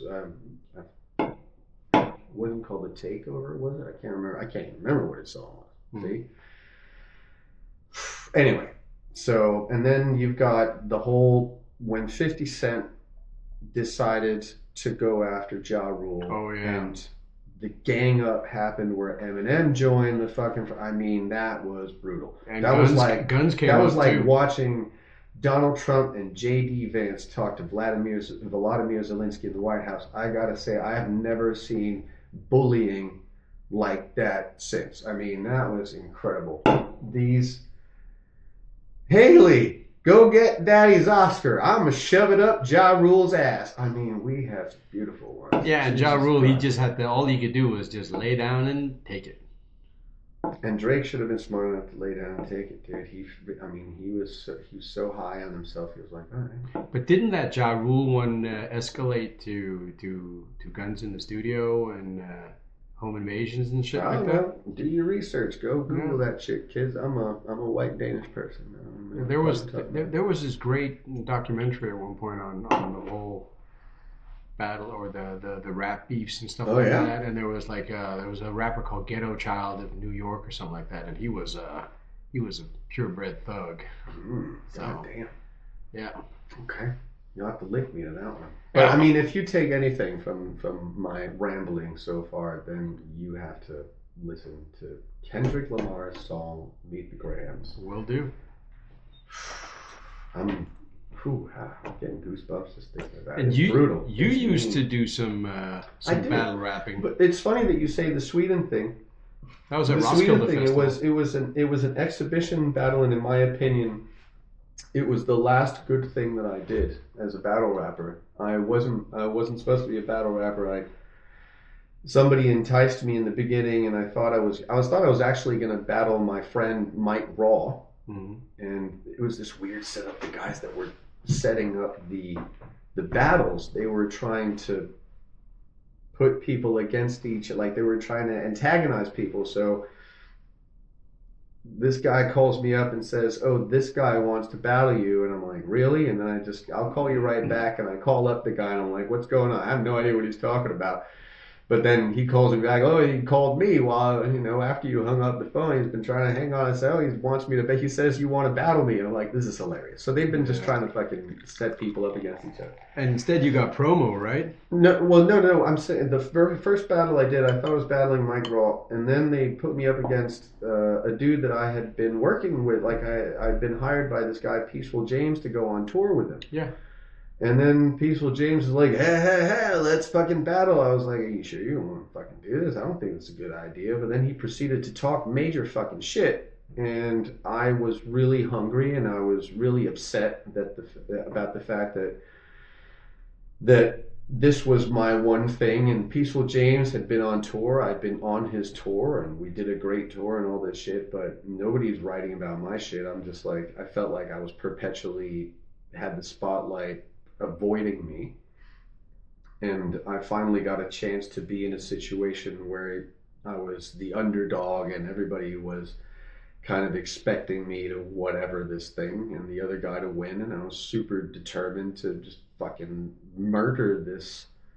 He became he wasn't Haruna anymore. Like, he became Peaceful James, who I felt did not deserve to be more important than me in the fucking rap circuit. Okay. So I envisioned everything that I hated about the music industry, and I put it all on him, and I proceeded to fucking berate and annihilate him, and it was really fucking bad. It ruined our relationship. It ruined the relationship that I had with the guy that was making beats for me, who was part of that group, when all I had to do was say it's you and Mighty 169ing on a house beat, and apparently I'd fucking sabotaged multiple relationships with that, and it didn't do much good for me. As far as the only thing it came out with was like, hey, we'll offer you to battle at Roskilde Festival if you want to do more of this fucking shit. And they didn't even offer me that. That's the key to that story. That gig was for Jay Spliff and Napion. Mm-hmm. People who don't know Navion is fucking dope, and he's an amazing beatboxer, but for a while it was like, who are we going to get to rap in English? Napion is dope. So they tried to set Jay Spliff and Napion as like a celebrity thing. Napion did his elusive hermit, nobody can get in touch with me thing, but I proceeded to wallop this thing, and Spliff tagged me himself, and I wasn't really friends with Spliff at this point. I barely knew him. I knew him. I was a fucking fan. I've been playing his records, but we didn't have any personal relationship. And then he just hits me up out of the blue. He's like, fucking come to this party, and we're on our way to the party, and he pulls me aside, and he's like, I'm going to Roskilde, and they want us to battle, and they wanted me and Nappy to do it. I gave Nappy a call. One time he didn't answer the phone. I don't even want to worry about this shit. I just saw what you did. Let's fucking go do this. And it was a fun thing. It was me and Spliff Bonnie. We wrote bars together, and we were just having fun. It became Denmark versus Sweden. And there was nothing personal involved in it. And honestly, I love the props that you give me, but I think that Shazam actually has some of the best bars of the battle. He, among other things, I remember him saying something about, I'm just here to complicate the coroner's job. I'm here to make the coroner's job harder. It was like, well, like, it's already a body bag. Henry Bowers is going to murder you. I'm just going to fucking mangle the remains, right? Yeah. And Bowers was hilarious doing Bowers thing, and it just became this good-spirited, I don't know. Yeah, it looked like it was good. And then they threw more money at me. Then they were like, oh, we want you to fucking go battle Thesaurus. I was like, fucking Thesaurus I don't belong here. I didn't, but I fucking put it on. I took the L, whatever. And then and I started to feel like, what the fuck is that? I just completely lost all my, I had nothing, especially Mark, I have nothing bad to say about this guy. Like, this is the one person that you shouldn't put me in a battle with. Like, I am more like him than anybody else. Like, put me up against somebody else. Like, give us some ebony and ivory, or fucking give us gin and a tonic. Don't fucking... Gin and gin. What the fuck, dude? It was like gin and chocolate milk. I don't fucking even know what to say. Like, it was just terrible, man. Like, and at this point, I'm like, okay, you're paying me, so I'll take the money. And that was the worst decision I ever made. Was just like, I'm doing this because of money. Then I learned a very valuable lesson then, and took a nice 1.5-year hiatus from the music biz before I decided to come back anonymously and fight my way back in. But yeah, and with that brings us to your last question, is where we are now. Yeah. I'm on maybe my 5th AKA, teamed up with Jay Spliff to make some records. We had our Benson and Cliffy, and I've had some various other projects, and just recently on Inauguration Day, put out my song Inauguration Day, where, apparently I lost a lot of acclaim on that one. We're going to post that link in below. It's the most viewed clip that I've put out, and the most exposed thing that I've put out. I gained 30 new followers on Instagram, but I had a total of 200 less followers than before I put out the video, which means that I got 30 new people that were like, fuck yeah, I like this.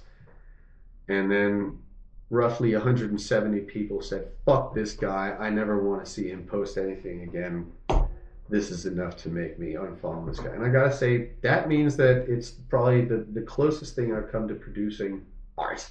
Yeah. Right? Polarized. It's more that it made people react. Exactly. You actually had a reaction. You got an emotion from them. Yeah. Yeah. And that's good. And what's the track? The track is on YouTube, right? Inauguration Day? They did something on YouTube. They flagged it somehow so that the only version on YouTube is like just a picture of my face that's mashed up with Donald Trump's, which is annoying. I'm trying to fix that. But that's a technical glitch, I think, or I don't know. That's the deep state is trying to sabotage me. Oh, yes. But it is available on my Instagram page. And your Instagram page is? Freeman, and then use that N at the end of Freeman, and then use that N to spell the name Nicholas, right? So Freeman Nicholas, right? Yes, free the man Nicholas. Work. Freeman Nicholas. And now, so what about future collaborations? Well, we got a bunch of I just played some demos for you, and yes, I'm not too the collaborations. Is the one of our top producers in Denmark is just putting out his magnum opus, or at least his primus opus. He's putting out his first solo album as a producer. He's got all kinds of different people on there. I'm hoping this? to Is? He's Espen Istronhed. For those who give a shit about Danish rap or Danish music in general, Is has enough music that you could listen to a whole year of Is nonstop and still have more left over. Wow. So productive. Yeah, and we've got LOC, Barbara Maleko, fucking Stefan Brandt, fucking name it. Wow. He's touched everybody. Yogun, all the fucking that's. Yeah. Anyway, but I'm that's the main collaboration, if there's any, at this point, and I advise people to keep their ears peeled and eyes tuned. All right. Or vice versa. And or. Well, Nicholas. Don't you do that? No. You barely got me started. What else you got? What else we got? What else religion thing. Should we talk about religion? Well, I mean, I only coughed on Gaza. Don't we want to get into the whole apartheid thing and fucking genocide and shit, or has it been enough of a mood killer already? No, I mean the world's a horrible place. Gaza video that he did, the Trump yeah, where he wants to turn it into the Riviera. Gaza #1, and I mean, I know for a fact. I know firsthand. I have heard very positive reactions, very positive Arab reactions to, hey, this is like a new Dubai, right? Well, I mean, come on. If you look at the poor people that live there, anything is better. Change is probably, you got to get rid of the cancerous elements, and I think that needs to be done on both sides. To be Well, honest. Trump has a point in saying that, legally, human beings should not be living in rubble, like it's a hazardous living environment, and all those unexploded American bombs that they've dropped and all this. So Trump is like, we got to go in there and clean this up. We're going to do a great renovation job. So I'm guessing Halliburton is going to get that again? Halle Berry, Halliburton, hallelujah. But I'm thinking that what's going to happen is that they push everybody out, and then they get to, clear up all the shit, and then they start building stuff, and then they'll slowly but surely start letting people that have the right paperwork, and maybe by paperwork the right paper, yeah. And then they can come on in. And have you seen some of these golf courses where it's too hot to play golf in the daytime, so what they do is they put on these giant beautiful floodlights, but you also have to be able to swing your club, hit the ball, and you don't want to be hitting lights, so they have to put them high enough and make them bright enough. These golf courses, I don't think you understand how. And have you ever been skiing in the desert, dude? Do you know how much it costs to maintain it? I used to live in Saudi Arabia, dude. I know what fuck you money looks like. Listen, you think we're wasting money in Denmark buying fucking F-35 jets and whatever else, and we got our 12 soldiers patrolling Greenland, but we can really spend some money if we want to. Like, it doesn't all have to go to drone warfare. And I think Finland is next. We just, with the royal family, or our new king and the queen, they just went to Finland because we want to celebrate our rich history and our long friendship. That's the official reason. I'm sure it has nothing to do I can tell you with the fact that Russia is right next to Finland. I'm sure it does, because if Danish troops go somewhere, they're going to the border up there in Finland, because that's the border where, if there will be any skirmish or any contact, it'll probably be up there. And the Finnish people, man, they may not say a lot, but I'm guessing that they're hungry. They're hungry to give a licking.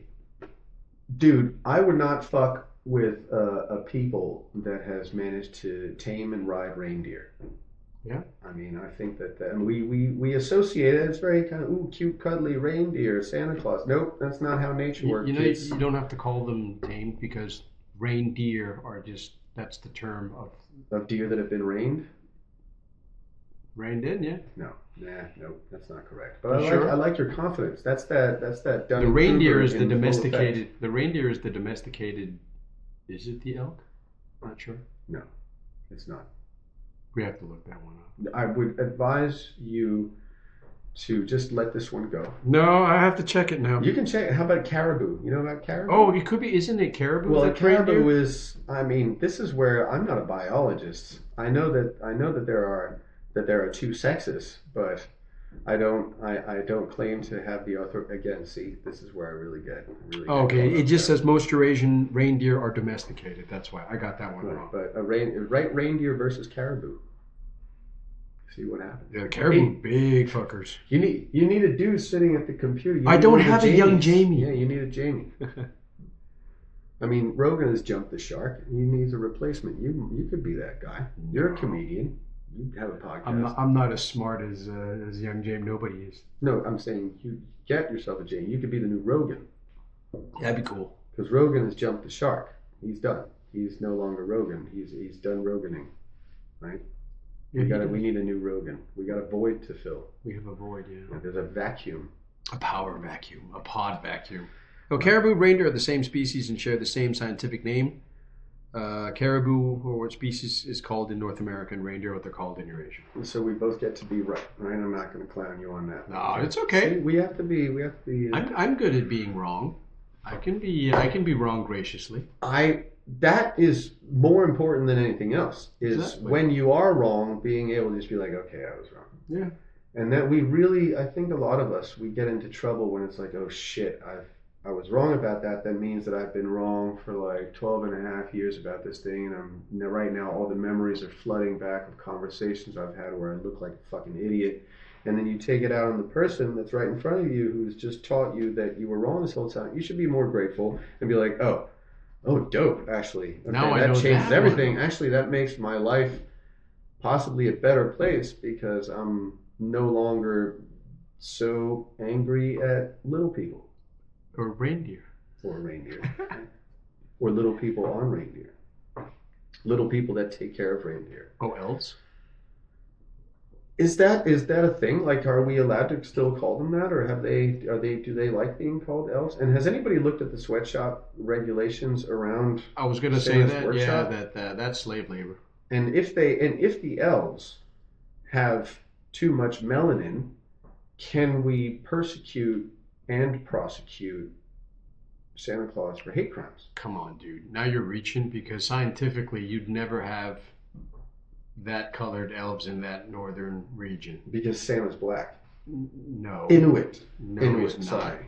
He's either Viking or Inuit. German. Inuit. No, You're not Inuit? You're not Inuit? No, not buying it. Not buying it at all. He ain't Inuit. No, he ain't into it. Oh, fuck. Man, I waltzed right over that one. Yeah. There was a pun. So, is this on YouTube? Are people looking on YouTube, or what's your preferred platform? It's not live, but it'll be on YouTube. Oh, okay. It will be on anywhere else? And Spotify.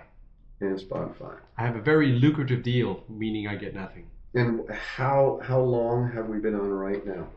An hour and 40. So if we're looking at the 2 hour mark, and I an hour and 40 in, if I begin to start bringing illicit substances out, is that going to flag it, or will they have to watch through the whole thing? If we just do the first hour and 40 minutes, we'll be all right, do you think? Or is that going to... I have no clue. Do you have one of those accounts where when you upload your video, people have to click that they are 18 in order to be allowed to I can watch? put that on.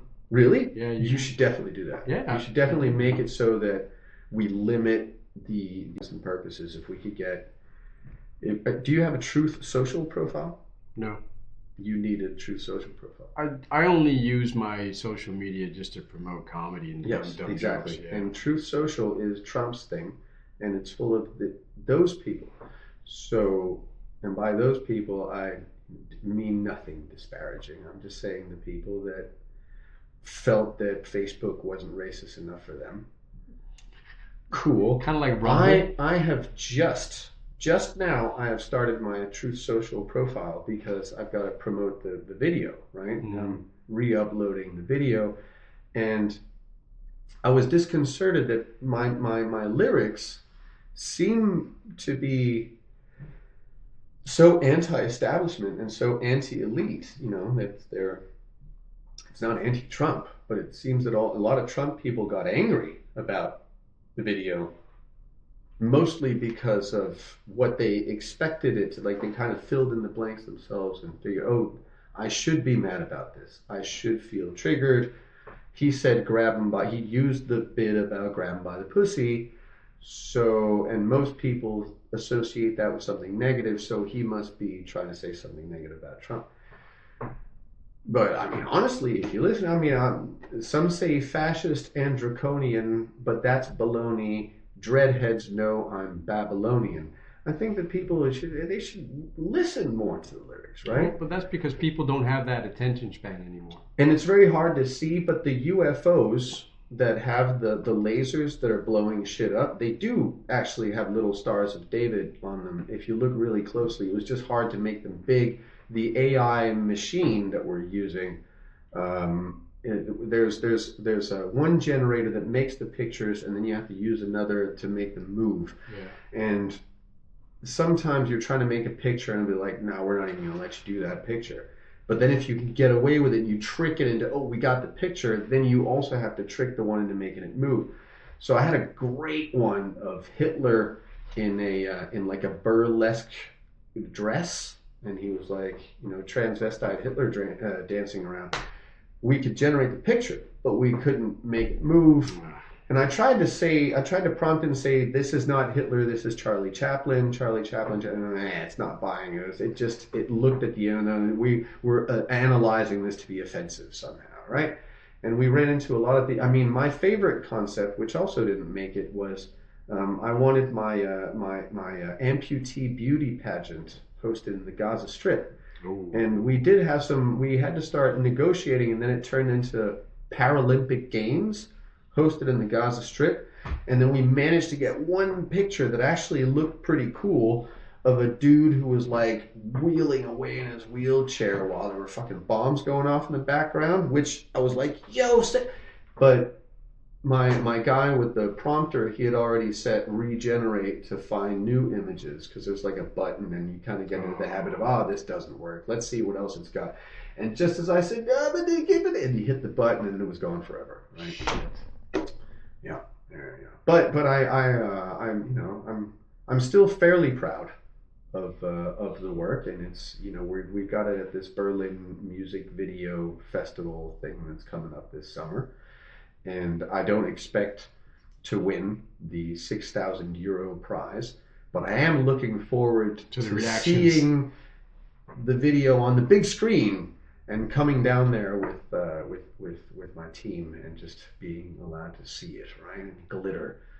And hopefully people will, we'll get another one of those reactions where some people, they get offended because they think that I'm pro-Trump, and the others, they get offended because they think I'm anti-Trump, and then I just lose a lot of respect and recognition just generally from these people. But I'm feeling pretty good about it. I don't feel that I've compromised my values. I don't feel that I'm just selling white t-shirts with black swastikas off of my website to get attention. I feel like I've actually put in some work to create music that makes people feel something. Yeah. And I have to, with that, give some recognition. The song was originally written in 2016. I'm going to repeat that. We made the song in 2016.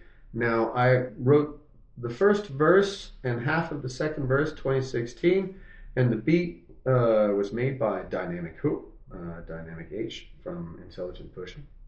Big ups.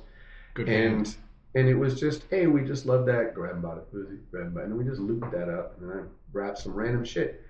And then that song just disappeared. And then November 2024 comes around, and I'm just happened to be listening through some of my shit, and I was like, fucking grab 'em by the pussy track. And I listened to it, and there's bars on here that are relevant now that were not relevant then. Cool. They made notes, they were just nonsense gibberish back then, and now they're super legit. So all I had to do was replace proper with Kamala. Mm-hmm. And then, I finished the second verse. And Robert, as they say, is your father's brother. Yes. Because the beat was made by this guy, Dynamic Who. Off the map, computer gone, file gone, whatever. We had to feed the beat. We fed the beat in, it didn't have to, but we decided to feed the beat into an AI machine. Okay. Feed the beat, AI machine, and then we get its extrapolation back. So I sit there with S, and we're punching, cutting out of, what's the AI getting out of this? Video, also made with AI. So it feels like it's a wholeness, right? Mm-hmm. Now we call it. It has a cohesion, right? It's got all of the negative elements, right? It's a true sign of the times. Awesome. So I'm hoping that people will watch it, of course. But if people are trying to have a good time and listen to some music and want to hear some good music, then don't. No, you should definitely check out Nicholas Freeman with Inauguration Day.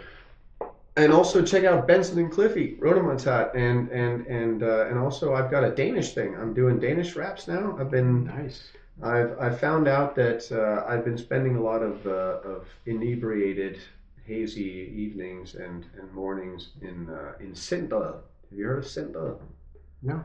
Kale Ellen and his squad. We got they just had their big concert in London over the weekend. But these guys apparently have all these songs where I'm rapping in Danish. And I come down there and they're like, listen to that. Do you remember the? I'm like, what the fuck have I done? So at this point now I'm building a Danish EP. That's cool. So yeah, well, I don't know how cool it is, but when I listened, I was like, holy shit, I came up with that, goddamn. And but I have some very good acknowledged and acclaimed Danish rappers on this. I have production from Fede Paul and from Is, and features from Loge Diff and Death Star Audio Emperor. So I'm feeling like it's going to be a very strong debut. Looking Right? good. Yeah. Looking forward to it. Absolutely, and you'll have to have me on again. Yes, we'll do. Mm-hmm. For more deep shit. Whale vagina. Exactly. So, on that note, say goodbye to the camera, Nicholas. And Bam Bam is out.